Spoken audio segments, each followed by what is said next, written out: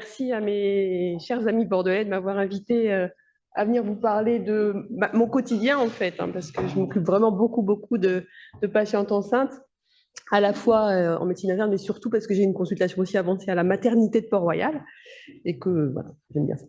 Alors, je vais tout de suite, alors j'ai quelques liens d'intérêt, mais rien à voir avec ce que je vais vous dire aujourd'hui. Je vais vous parler surtout de ça, c'est-à-dire je vais vous parler des grossesses au cours du lupus et du syndrome des antiphospholipides, et je vais vous dire un mot effectivement du lupus néonatal. Concernant le lupus, le SAPL, je vais aborder avec vous les nouveaux critères. Alors, ce n'est pas de l'actualité de l'année, hein, c'est de l'actualité semi-récente, on va dire, puisque ça fait déjà 3 ans qu'on les a. Je vais vous parler un peu des facteurs prédictifs de complications au cours du lupus et du SAPL, et ils sont de différentes natures, des recommandations de traitement qui ont fait l'objet d'un papier tout à fait récent de recours, du SAPL réfractaire et de ce qu'on est capable d'inventer, notamment de l'autre côté de l'Atlantique, lupus néonatal, la prédiction du risque, la prévention du risque et les pistes éventuellement que Jacques a déjà abordé, mais qu'on va regarder. Alors, on place le problème du lupus et des anticorps antiphospholipides. Je rappelle que quand on prend 100 patientes qui sont suivies pour un lupus systémique, on en aura environ 30 d'entre elles qui auront un syndrome des antiphospholipides. Syndrome voulant dire événements cliniques et biologie antiphospholipides. Mais on aura également un certain nombre de patientes, alors les chiffres sont probablement pas les bons, mais enfin peu importe, qui auront seulement une biologie antiphospholipides. Et on le saura parce que comme votre patiente est suivie pour un lupus, évidemment, on lui a fait une biologie antiphospholipides. C'est important parce qu'on va en tenir compte dans toute la pathogénie de la grossesse. Alors, les critères 2023 qui ont été communiqués en novembre 2022, d'ailleurs, à la CR,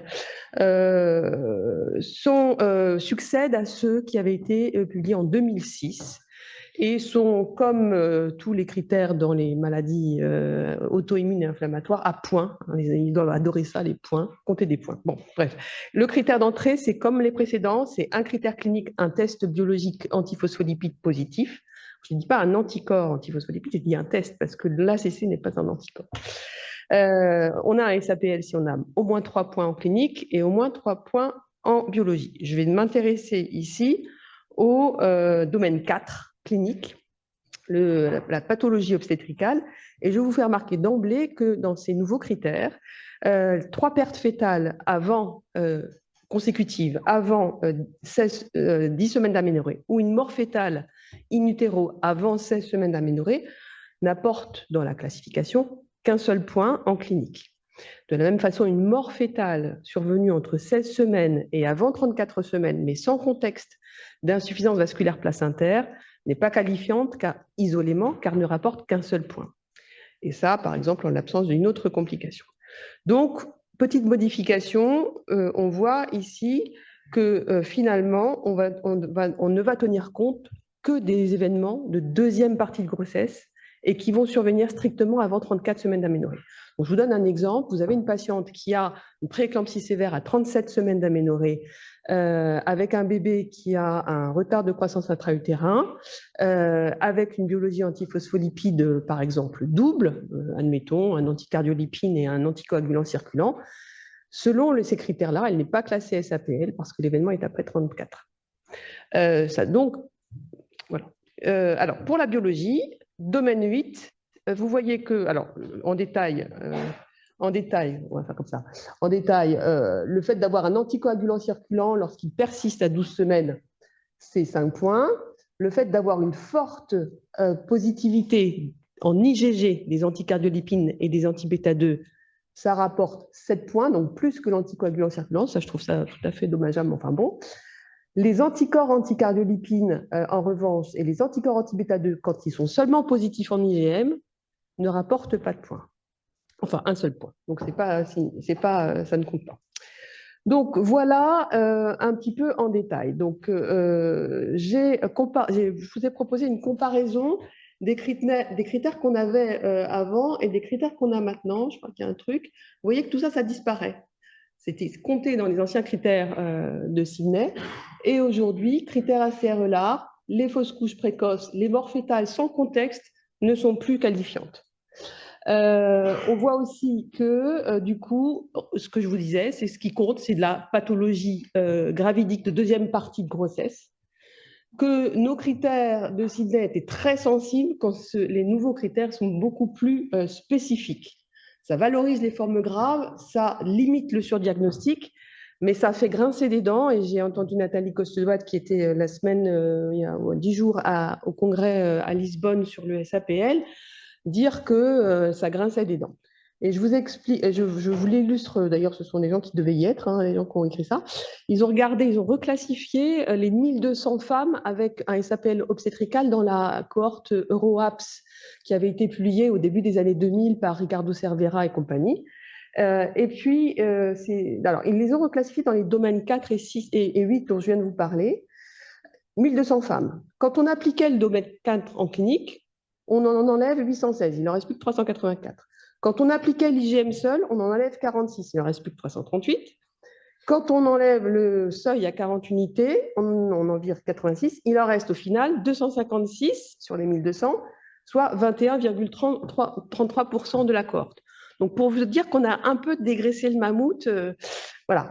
Alors, que fait-on de ces pauvres dames? Parce qu'il y en a quand même pratiquement 1000 qui sont rentrées avec un SAPL, qui sont sorties sans SAPL. Comment on les traite? Il y a beaucoup de travail à faire dans ce domaine.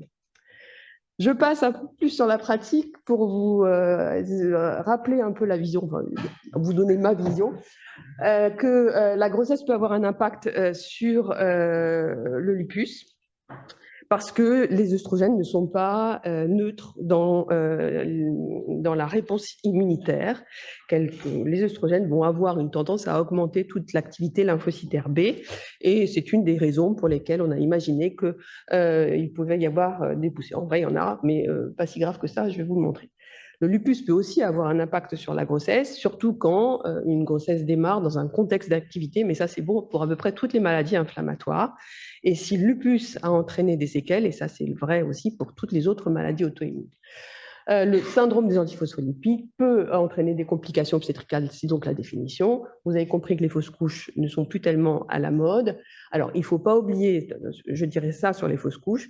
Les fausses couches précoces, c'est peut-être pas lié au syndrome des antiphospholipides, mais ça mérite largement qu'un bilan spécifique, qui n'est pas à faire par les internistes ou les rhumatologues, mais par les gynécologues, soit fait. C'est-à-dire qu'il faut absolument que l'hystéroscopie soit faite, que l'examen gynécologique soit fait complètement avant de se lancer sur de la thrombophilie, des anticorps anti-machin et anti-trucs. Il faut juste faire un examen gynéco et la base de ce qui est conseillé. Voilà. Alors, voici un petit peu schématiquement ce à quoi on peut être confronté. Donc, on est dans l'intrication. On a du lupus qui peut être actif, qui peut avoir entraîné des séquelles, qui peut être associé à des anticorps qui peuvent causer soucis, les anti-SSA et anti-SSB, qui peuvent être associés à une biologie antiphospholipides, voire à un syndrome des antiphospholipides, qui lui-même peut avoir plusieurs phénotypes, thrombotique artérielle et veineux, c'est pas pareil, ou obstétricale seulement. Donc, quand on voit une patiente en consultation préconceptionnelle, il faut qu'on définisse le cadre dans lequel on va évoluer par rapport à ça. Et donc, on individualise très fortement la prise en charge.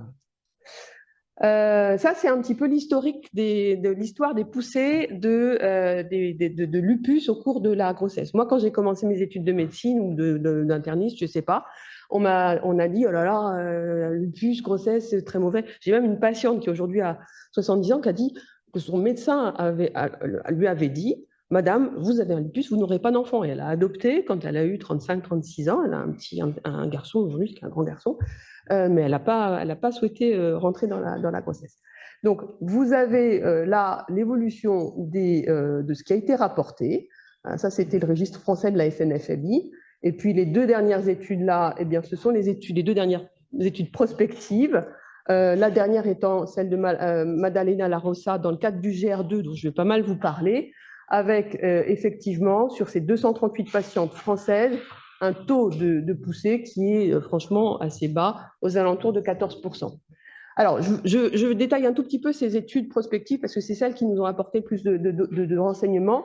L'américaine, c'est promis, américaine et canadienne, 9 centres au nord de l'Amérique, 335 femmes qui ont un lupus, qui ont en moyenne 30 ans, qui sont une fois sur deux blanches ou une fois sur deux pas blanches, une atteinte rénale dans 30% des cas, comme dans toutes les cohortes de lupus, un traitement enfin, une exposition à l'hydroxychloroquine supposée à 63% dans 63% des cas.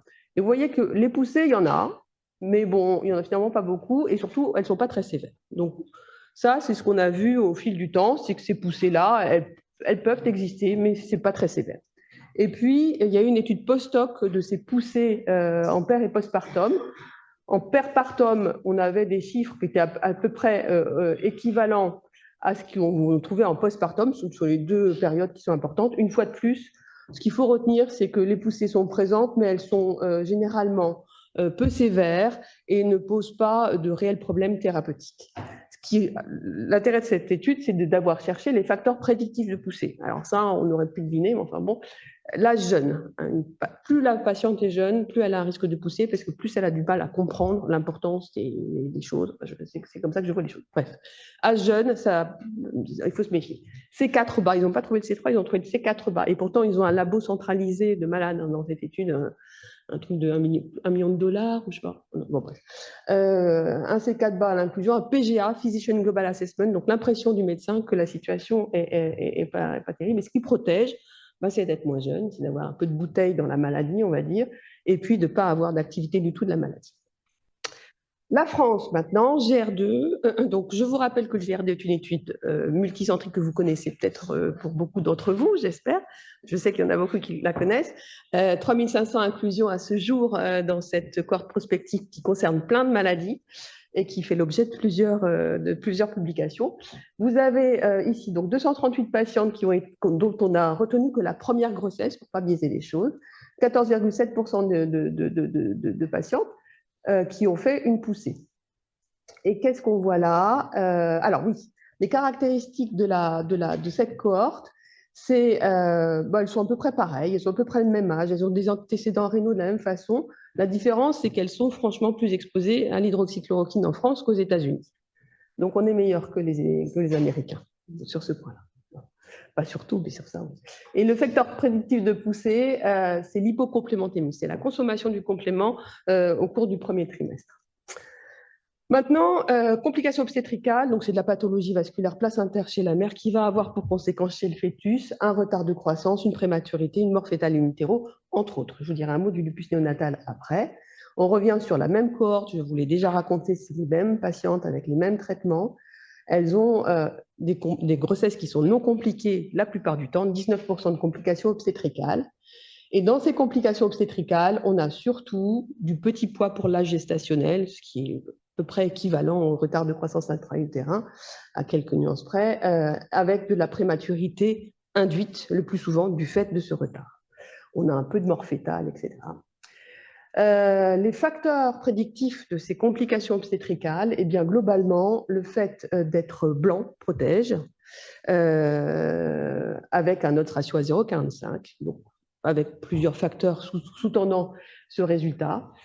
Les autres facteurs prédictifs, c'est le fait de prendre un traitement antihypertenseur, le fait d'avoir une activité de la maladie avec un PGA supérieur à 1, le fait d'avoir une thrombopénie, mais surtout le fait d'avoir un anticoagulant circulant de type lupique, cette fameuse biologie antiphospholipide associée au lupus. En France, 14,3% de nos 238 malades ont un événement obstétrical et il s'agit essentiellement de mort fœtale in utero, de prématurité, de petits poids pour l'âge gestationnel. Et là, ce qui est retrouvé en multivarié, c'est que le fait d'avoir, et c'est la première fois qu'on monte dans une prospective, c'est que le fait d'avoir une séquelle expose à un risque de complications obstétricales. Ça, du coup, excusez-moi, ça, du coup, on le sait déjà, l'anticoagulant circulant, évidemment, ressort là aussi. Donc, c'est l'anticoagulant circulant qui probablement drive un peu les complications vasculaires de la grossesse. Les complications du SAPL, alors, on passe sur les fausses couches, problème de placentation qui n'est pas un réel problème parce que les SAPL peuvent tout à fait être enceintes quand elles le veulent. La prééclampsie, le retard de croissance, la prématurité, les morts fœtales, c'est plutôt de l'insuffisance vasculaire placentaire. Le syndrome catastrophique des antiphospholipides, dont je vais vous illustrer rapidement les choses, c'est de la microthrombose de la MAT. Et puis, il y a un autre truc qui apparaît, c'est ça, c'est les complications hémorragiques et thrombotiques. On pourrait se dire que c'est de la iatrogénie, mais en fait, pas que, et c'est ce que je vais essayer de vous montrer. Alors, je vais aller assez vite pour vous dire que c'est Promise qui avait mis le doigt sur l'histoire de l'anticoagulant circulant en disant que pas d'anticoagulant circulant, 3% d'accidents obstétricaux. Un anticoagulant circulant, 39% d'accidents obstétricaux. Donc, à partir de ce moment-là, nous, moi, je me souviens qu'on avait quand même débuté les lupus qui avaient un ACC positif, partaient pas dans la grossesse à vide, hein. Il y avait au moins de l'aspirine, voire assez vite, on s'est mis à rajouter du Lovenox en prévention primaire. On n'allait pas attendre qu'elles fassent l'hématome rétroplacentaire pour les traiter. Ces patientes qui avaient un vrai anticoagulant circulant. Donc, ça a eu un certain intérêt. C'est confirmé à peu près partout. Ça a été confirmé. C'est Cécile Yanni, qui travaille à Lille, que vous connaissez bien, qui avait repris, qui a continué l'inclusion de 44 patientes supplémentaires avec clairement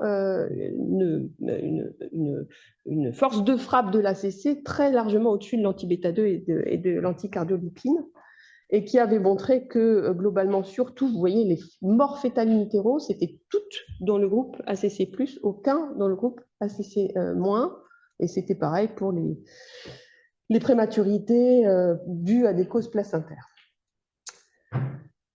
Ceci, c'est le travail de Anne Murarassu dans le cadre du GR2. Anne a travaillé au cours de son M2, puis maintenant au cours de sa thèse, sur le SAPL dans le GR2, et elle a caractérisé les patientes qui ont présenté des complications thrombotiques et hémorragiques, qui fait l'objet de cette jolie publication dans le Lancet Rhumatologie.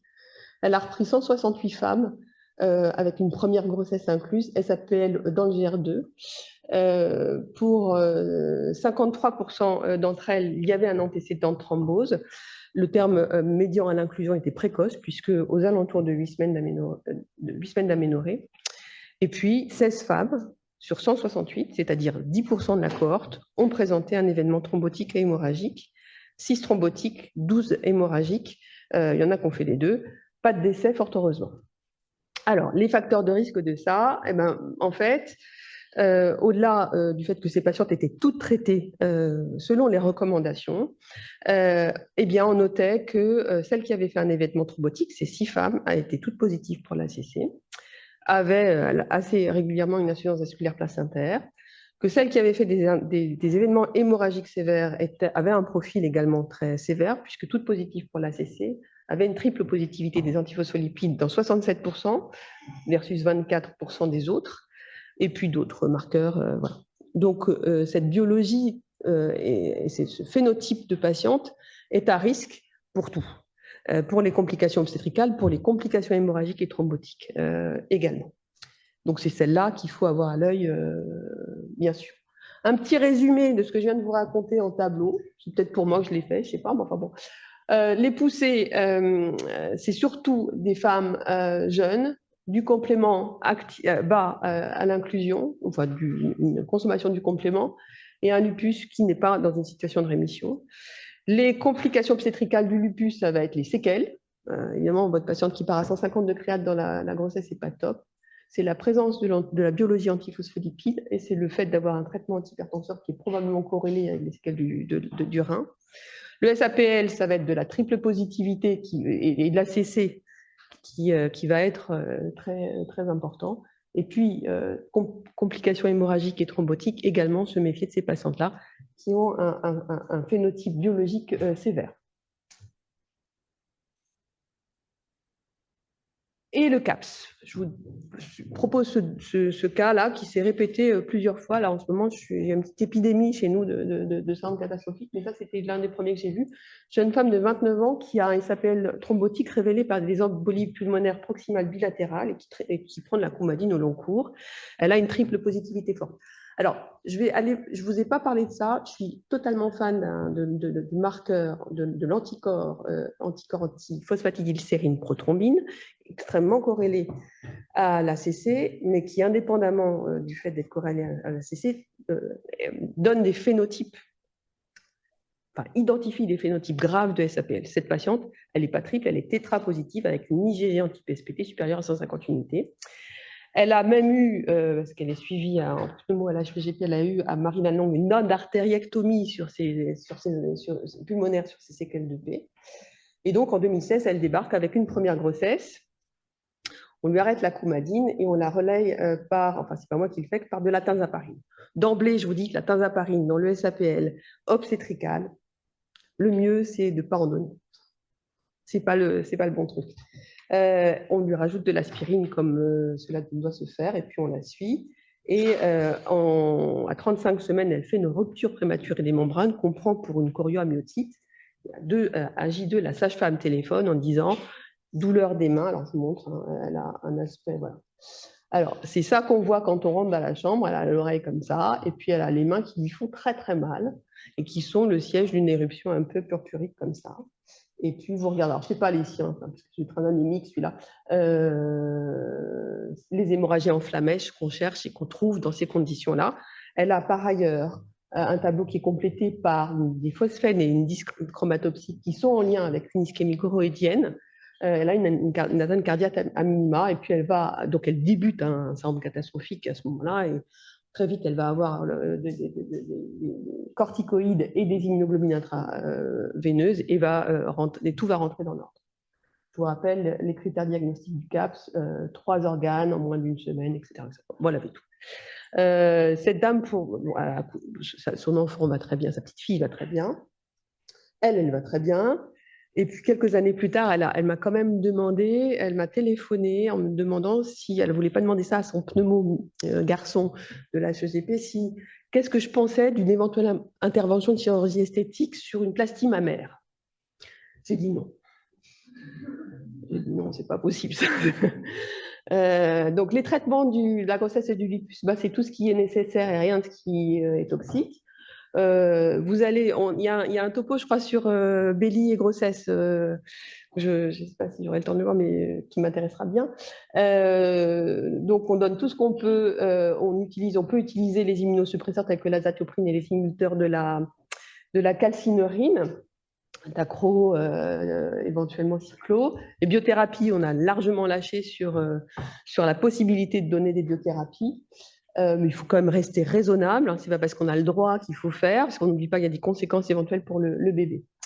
Les recos, justement, traitement de juin 2025 qui ont été en France animés par Anna Molto pour la rhumato et Nathalie Coste-Douat sont tout à fait intéressantes. Je vous ai mis ici donc, les différentes, j'ai entouré ce qui nous intéresse, nous, pour le lupus, il y avait tout. Il y avait SPA, il y avait polyarthrite rhumatoïde et compagnie. Alors, si je regarde avec mes lunettes, c'est mieux. Hydroxychloroquine, évidemment. Azatioprine, évidemment. Inhibiteur calcineurine, évidemment. La prénisone, le moins est le mieux. Jamais plus de moins de 5 mg, c'est mieux. 5 mg maxi, voilà. Inutile d'augmenter une corticothérapie chez une patiente qui débute une grossesse alors qu'elle a un lupus, c'est plus du tout la mode. Les stratégies anti-B, Belimumab, on peut largement laisser partir la patiente sous un traitement par Belimumab si ça lui permet de l'équilibrer. On peut se poser la question, comme pour les anti-TNF, de lui arrêter à 28 semaines, début du 3e trimestre. Le rituximab, on peut l'utiliser. L'idéal, c'est de s'amuser avec plutôt avant 14 semaines. C'est là qu'il va y avoir le passage transplacentaire le plus important. Si on en a réellement besoin, on peut le faire après, mais on sait alors qu'on va compromettre un peu les baies du bébé et que ça va justifier d'avertir le pédiatre et de différer certaines vaccinations. Et puis, l'anifrolumab, qu'on utilise quand même largement maintenant dans certaines formes de lupus, ça, on n'en sait rien, on n'a aucune donnée. J'ai envie de dire que si je commence la grossesse sous anifrolumab, si c'est nécessaire, et puis on essaie, on n'expase. Voilà, c'est des choses qu'il faut discuter éventuellement avec le CRAT, que vous connaissez sûrement et qui nous aide beaucoup. L'hydroxychloroquine, je rappelle que c'est les 98% en France, on prouve qu'on le prescrit, donc c'est très bien, et que c'est bien aussi de le doser. Et ça, c'est pour vous montrer qu'il y a une jeune américaine du Sud, je ne sais plus d'où elle venait, enfin peu importe, qui a regardé ça dans le GR2 et elle a pris 174 patientes qui étaient dans le GR2 et dans 20 centres avec un dosage d'hydroxychloroquine. Le fait d'avoir un dosage bas en début de grossesse exposait à des poussées maternelles. Le fait d'avoir une hydroxychloroquinémie basse au premier trimestre n'était pas associé à des événements obstétricaux.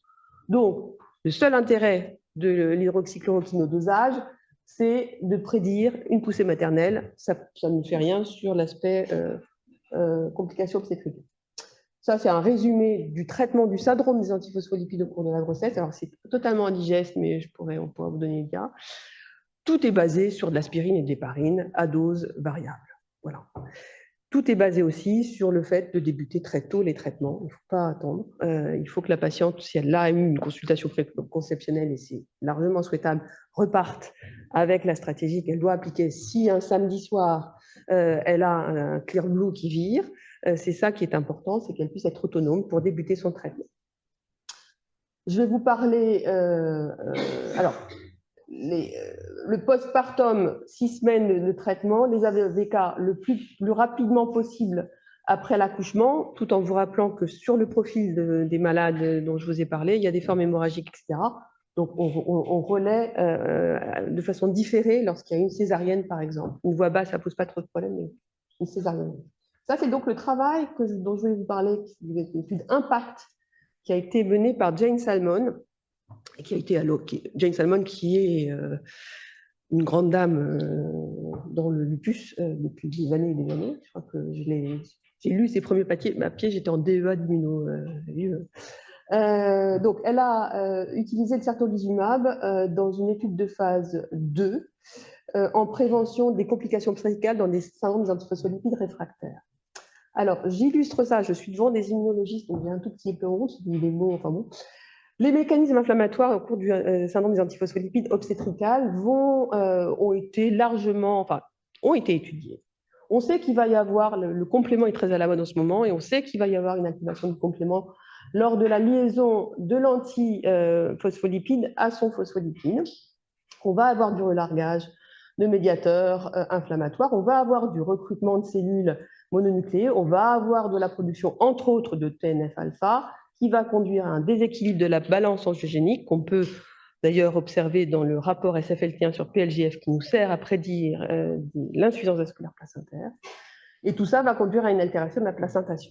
Donc tout ça est basé, les anti-TNF sont basés sur le fait qu'au cours du SAPL réfractaire, il y a au niveau trophoblastique et placentaire une augmentation du taux de TNF. Le certolizumab et la forme pégylée ne passent pas la barrière, et donc c'est la raison pour laquelle elle a utilisé celui-là. 51 patientes traitées pour un SAPL caractérisé par la présence d'un ACC, le certolizumab administré de la 8e à la 28e semaine d'aménorrhée, avec un critère de jugement qui est mort fétale, alors il est composite, mort fétale après 10 semaines, prééclampsie sévère ou insuffisance vasculaire placentaire, avec un truc un accouchement avant 34 semaines d'aménorrhée. Le résultat, le taux de complications obstétricales, c'est 20%. 9 sur 45 des femmes qui ont été analysées dans une analyse en intention de traiter. Et elle a comparé ça à 37% du taux historique des femmes de l'étude PROMIS dont je vous ai parlé en amont et qui remplissaient les critères. Alors, je ne vais pas vous mettre de diapo parce que je n'ai pas le papier en cours d'écriture. On a les résultats dans le GR2 qui ne vont pas du tout dans le sens de ça. C'est-à-dire que nous, on fait ce résultat-là sans certolizumab, voire beaucoup moins, avec nos traitements aspirine et héparine. Ça va faire l'objet d'un joli papier de Anne Murat-Rassu qui est en train de le terminer. Donc, à suivre. On n'est pas certain que la place du certolizumab soit celle-là. Il y en a peut-être ailleurs, mais elle n'est pas là. Voilà, en quelques mots, j'espère que j'ai un tout petit peu de temps. Lupus néonatal, je vais pas aller, je vais vraiment explorer le truc. On a parlé du transfert passif des immunoglobulines maternelles via le récepteur FC néonatal, FcRn. Ça passe comme ça, la barrière. Ce passage, il se fait généralement autour de la 13e, 14e semaine d'aménorrhée. Anti-SSA en population générale, c'est à peu près ça. Dans le lupus, 40%. Dans le Sjögren, 60%. Donc, c'est un anticorps qui reste globalement assez fréquent dans nos maladies. La clinique du lupus néonatal, ça va être essentiellement de la peau. Et vous avez ici cet érythème périoculaire. Ici, ces lésions qui ressemblent à s'y méprendre à du lupus subaigu qu'on voit en pathologie adulte. Et donc là, le vrai problème de cette maladie, ça va être l'atteinte cardiaque, puisque cette atteinte cardiaque va survenir sur un cœur fœtal sain, va entraîner des blocs auriculo-ventriculaires par un mécanisme immunologique au niveau du nœud auriculo-atrial via le passage des anticorps anti-SSA/SSB. Et puis des complications plus tardives, plus rares, fibroélastose endomyocardique, cardiomyopathie dilatée, etc. Et puis, il va y avoir d'autres atteintes. Donc, je vous ai parlé de l'atteinte cutanée, de l'atteinte hépatique, de l'atteinte hématologique. Celles-là, à l'inverse de l'atteinte cardiaque, sont transitoires et vont disparaître spontanément. Mais il faut absolument en tenir compte. Il faut savoir quand même que les bébés qui naissent avec un lupus néonatal, un BAV témoignant d'un lupus néonatal, sont issus de mamans qui n'ont rien dans 3/4 des cas. Elles n'ont aucune maladie. Il y en a quelques-unes qui ont un lupus, quelques-unes qui ont un Sjögren. Donc, ce sont des mères qui sont totalement asymptomatiques. Et donc, c'est le bloc qui va conduire le médecin qui fait l'écho, généralement du 2e trimestre, à demander une recherche de l'anticorps chez la maman et découvrir de façon fortuite une biologie qui n'est pas associée à une clinique, mais qui peut le devenir. Donc, Nathalie Morel n'est malheureusement pas là, mais elle a beaucoup travaillé sur cette thématique. Elle m'a confié en partant de Cochin pour venir à Bordeaux un certain nombre de patientes que je prends en charge pour un lupus, pour un Sjögren, et qui ont une maladie, qui ont débuté, même un lymphome de Sjögren, chez une maman qui a eu un BAV, malheureusement chez un petit qui avait une trisomie 21. Enfin bref. Donc, prédire le risque. Comment prédire le risque? La majorité des grossesses des mamans qui ont un anti-SSA, c'est pas de BAV. Heureusement, parce que sinon, ce serait la galère. Quels sont les autres facteurs de risque que l'antécédent de bloc auriculo-ventriculaire? Parce que ça, on sait. Dans le risque de récurrence, une maman qui a eu un bébé avec un bloc a beaucoup plus de chances d'avoir un deuxième bébé avec un bloc. Ce n'est pas à 100%, c'est de l'ordre de 17-18%. Et bien ça, c'est les travaux de Jill Bayonne, qui s'est amusée à stratifier sur le titre d'anticorps anti-SSA et qui a montré que le fait d'avoir un titre d'anti-RO, alors vous avez les anti-SSA 52 et 60KD, très intéressant ça, on ne peut pas rentrer dans les détails. Quand le titre est bas, il n'y a pas de BAV. Quand le titre est élevé, en revanche, vous avez 10 BAV, titre bas, rien, titre haut, 10 BAV sur 261.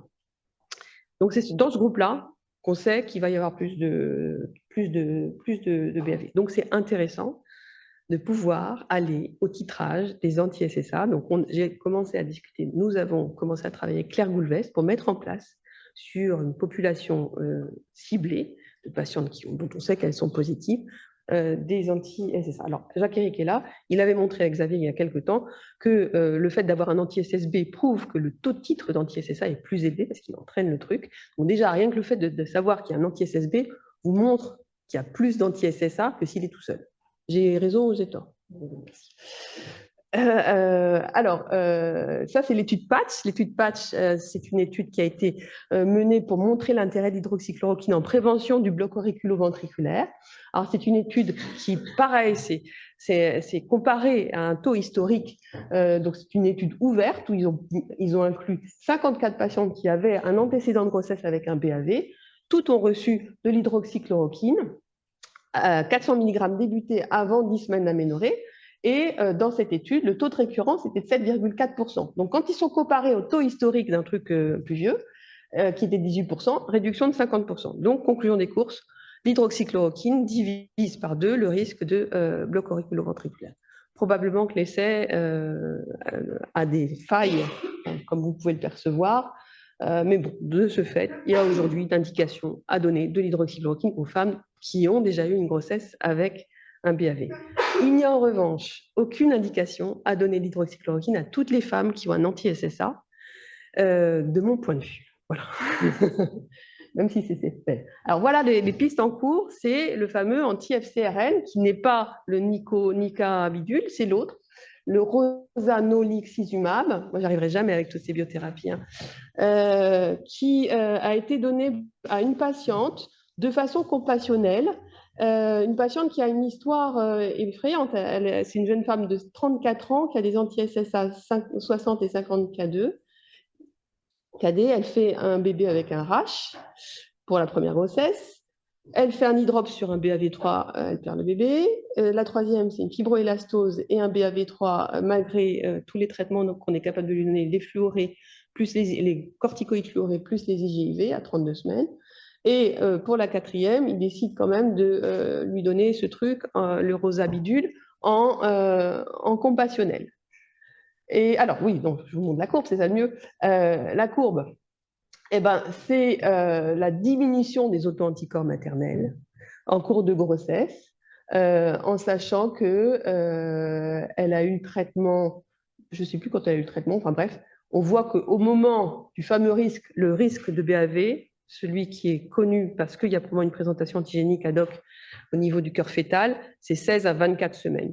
Et là, on voit que pendant cette période-là, elle a des anticorps qui sont quasi indétectables. Ça se traduit par la naissance d'une petite fille à 37 semaines, de 2,3 kg presque, échographie cardiaque normale, ECG normal, et elle fait un rash minime à 5 semaines de vie, qui n'est peut-être même pas spécifique. Et ça conduit actuellement à une phase 1 qui est menée par Jill Bayon aux États-Unis dans ce contexte. Voilà. Et qu'est-ce que j'ai à vous dire? Je vais conclure sur le lupus, le SAPL, pour vous dire qu'on a globalement vachement amélioré les choses. On sait, sous réserve d'un traitement de fond qui est parfait, sous réserve d'une maladie contrôlée et peu active, sous réserve de l'absence de séquelles. Donc notre rôle, nous, en tant que médecins spécialistes de ces maladies-là, c'est d'expliquer à ces très jeunes femmes qui font un peu n'importe quoi avec leur traitement, de serrer les vis, parce que sinon, ça ne va pas bien se passer pour leur projet à venir. La présence d'une biologie antiphospholipide, c'est très important.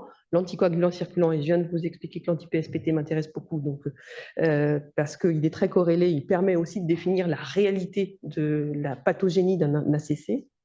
Et puis voilà. Et puis pour le lupus néonatal, la stratification du risque de BAV sur le titre me paraît très intéressante parce que ça permet dans vos populations de lupus de Sjögren de savoir à qui vous allez mettre le plaquenil ou pas, déjà pour commencer.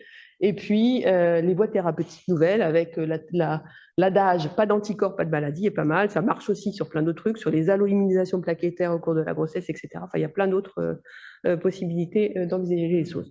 Voilà, et je vous remercie pour votre attention.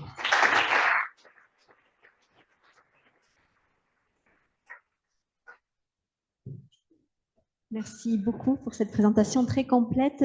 Des questions, Pierre? Merci beaucoup pour votre présentation. J'ai deux questions. Y a-t-il une place pour l'hydroxychloroquine dans la grossesse SAPL primitif? Ah oui. Alors, il n'y a aucune place démontrée.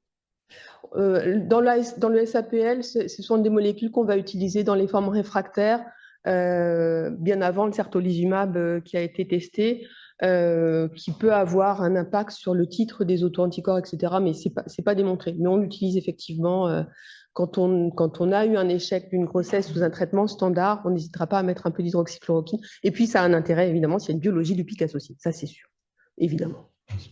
Et ma deuxième question concernant la surveillance échocardiographique, parce que c'est vrai que le PNDS ne tranche pas, quoi. Enfin, c'est un j'ai un peu écrit cette partie-là, donc il faut qu'il tranche bien. Enfin, c'est pas démontré l'intérêt de le faire. Vous, nous, en pratique, dans le PNDS, on dit que les recommandations sont une échographie cardiaque fétale, une échographie fétale, pas cardiaque fétale, parce qu'un cardiopédiatre n'est pas nécessaire, une échographie fétale tous les 15 jours entre 16 et 24 semaines. Mais on a écrit aussi que finalement, du fait de l'angoisse que ça peut produire et du fait de la faible rentabilité de cette stratégie, on en ajoute deux. Une, on sait que celle de 22 sera faite, elle est obligatoire. Donc, pour être dans la zone des 16 à 24, on en ajoute une à 18 et une à 26 pour ne pas manquer ce truc. Voilà. Nathalie peut en faire qu'une seule de plus. Moi, je fais ces deux-là en plus. Nathalie Costa, avec qui je travaille. Voilà. Mais en sachant que derrière ça, aucune conséquence. Pourquoi? Voilà. Parce que les corticoïdes fluorés, même s'ils passent la barrière, n'ont généralement sur un BAV complet aucun intérêt. entraîne une morbidité fœtale importante, des complications importantes et ne diminue pas le risque de complications tardives. Enfin, rien. Merci. Est-ce que tu pourrais nous dire un petit mot? Ah pardon, Christophe, ah non, Patrick. Ouais, oui, il y a certains propos que j'aurais tendance à édulcorer. C'est-à-dire que je pense qu'on connaît très très mal l'immunologie de la femme enceinte. Ça, c'est le premier aspect. C'est-à-dire que de l'implantation et même avant du choix du partenaire, c'est déjà un phénomène immunologique, c'est un science qui le dit. Et je trouve que quelque part, le fait d'être stringent, c'est très très bien parce que ça rassure et ça homogénise les populations dans les essais cliniques. Néanmoins, si on prend l'intégralité des maladies auto-immunes, on a la phase immergée et émergée de l'iceberg. Et je pense que la phase qui est en dessous de la surface de l'eau dans le domaine de la femme enceinte est très très importante. Ah oui. Ça, c'est le premier élément. Le deuxième élément, lorsqu'on considère l'immunisation contre les phospholipides versus l'immunisation contre les DNA, c'est pas du tout pareil. Et les baies qui en découlent derrière sont complètement différents. Si bien que faire reposer l'exemple typique, on peut avoir une sérologie SAPL qui se négative avec du plaquenil, par exemple. On a quelques patients qui vont avoir des taux initialement supérieurs à 80 et qui vont qui vont se négativer. En fait, les phénomènes de tolérance sur les phospholipides sont différents de ceux du DNA et les baies qui sécrètent des anticorps sont également différents. Et donc, quand on est dans des taux très très élevés, normalement, ça ne pose pas de problème. À mon avis, il manque un élément qui est l'affinité de l'anticorps, qu'on peut utiliser dans le domaine des anti-DNA, qui, à mon avis, manque dans le domaine des SAPL. Si bien que les critères stringents… Tu confonds SAPL et anti-ADN? Non. Mais quelqu'un qui a un SAPL avec un anti-DNA, ouais, il a deux anomalies immunologiques, ouais, sur le plan de la rupture de la tolérance. C'est pas la même chose. Et les gens qui le montrent très bien, c'est les Strasbourgeois, l'équipe de Anne-Sophie Gorganov. Alors, dans le cas du SAPL primaire, néanmoins, elle le montre très très bien, je trouve. Et donc, les critères stringents, tels qu'ils sont proposés, bon, clairement, l'avantage de classifier les patients, je pense, très très bien, parce que je pense que tout le monde s'accorde sur les résultats, et notamment sur les résultats biologiques. Néanmoins, la zone grise, je ne sais pas si c'est bien de la balayer d'un revers de main. C'est-à-dire, la zone grise, c'est les gens qui sont un petit peu en dessous des 80, qui ont, voilà… Ah, je dis pas, j'ai pas… Et là, je pense qu'il y a débat, il y a la place pour le débat. Je parle de classification. Là, on parle de classification qui est spécifique. Bien entendu, c'est ce que j'ai voulu suggérer. Qu'est-ce qu'on fait de ces 1000 patientes, ces 1000 femmes à qui on a dit qu'elles avaient un sang… Qu'est-ce qu'on fait d'un point de vue thérapeutique? Personne ne peut répondre à cette question. On ne peut pas dire, madame, vous avez fait 3 fausses couches, vous avez fait 3 fausses couches, vous avez une biologie antiphospholipide qui n'est pas suffisante pour vous classer, et donc, je vous montre la porte et vous pouvez quitter la pièce. Ce n'est pas ça. Je pense qu'il faut s'en occuper, je pense qu'il faut réfléchir à comment on peut l'aider, et je pense qu'on ne ferme pas la porte à une éventuelle thérapeutique. Ce n'est pas ça. Simplement, aujourd'hui, on doit vivre avec ces critères de classification qui sont les seuls auxquels on doit se réserver. Je t'ai donné l'exemple de la patiente qui fait le HELP syndrome sévère à 37 semaines et qui a une biologie antiphospholipide. Elle n'est pas classée. Ça veut dire que le prochain coup, tu ne la traites pas parce que elle a… Non, bien sûr que non. On est là autant pour le jeu graine, les critères de classification et les critères diagnostiques sont très proches parce que ça nous arrange bien. Regarder les choses en face. Autant là, on nous a un peu serré, c'était trop large, c'est un peu trop serré. Voilà. Tu vois, c'est genre un pantalon. Il y a quand même un élément qu'on a tendance à oublier, je trouve, c'est que le fait que la grossesse soit un élément immunologique et le fait qu'il y ait une immunosuppression, quoi qu'on en pense, si tu veux, va impacter obligatoirement le fonction du système immunitaire, y compris le fonction du système immunitaire auto-immun. Si tu veux. Voilà. Et donc, à mon avis, il y a un degré de complexité qui est bien supérieur à une maladie auto-immune hors grossesse. Ah, je suis complètement d'accord. Mais je peux te dire que c'est pour le vivre et pour voir des CAPS et des choses comme ça. Oui. Juste un petit point sur la PMA. Oui. Chez nos patientes, en fait, on est beaucoup sollicité par la PMA qui fait des bilans, qui découvre des anticorps antiphospholipides, qui découvre plein de choses parce qu'ils font la thrombophilie, etc., sur des échecs d'infertilité, bref. Et donc, on se retrouve... et de polymorphisme de MTHFR. C'est ça. Et ça s'appelle pas ça une mutation. Donc, si on en reste aux antiphospho, découverte d'un lupus anticoagulant chez une patiente qui part sur une procédure de PMA pour une infertilité primaire, en fait. Donc c'est un bilan de ville. Hein. Bilan de ville. Donc, le plus souvent, c'est faux. Ouais, quand il est confirmé, c'est faux. C'est raté, c'est que le truc est pas mal fait. D'ailleurs, il faut regarder le nombre de techniques. Il faut moins de techniques avec un réactif sensible à la détection d'un anticoagulant circulant, ça va être du DRVBT, mais pas que, ça ne suffit pas. Il faut un SCT ou une autre technique, donc il faut 2 techniques. Il faut regarder comment se déroule le test. Il faut apprendre à lire ça, il faut apprendre le test de screening et la confirmation. Quand on vous sort un ratio normalisé à 1,21, 1,22, 1,23, 1,25, 1,29, on s'en fout complètement, c'est négatif. Cela dit, pour rassurer la dame, moi, je le refais à Cochin où je sais qu'il va être négatif et je peux aller plus loin. Je fais mon petit anti-PSPT qui, si est négatif, règle le problème, on n'en parle plus et la dame va se faire stimuler sans aucun traitement. Voilà. Et s'il est positif? Et s'il est positif, à Cochin, si j'ai un anti-PSPT à plus de 150 avec un ACC et un ratio normalisé à 1,85, là, je me repose des questions. Mais j'ai jamais vu ça. J'ai jamais vu ça dans ce contexte-là. Très bien. Mais s'il n'y a pas d'autres questions, je pense qu'on peut enchaîner. Merci beaucoup, Véronique.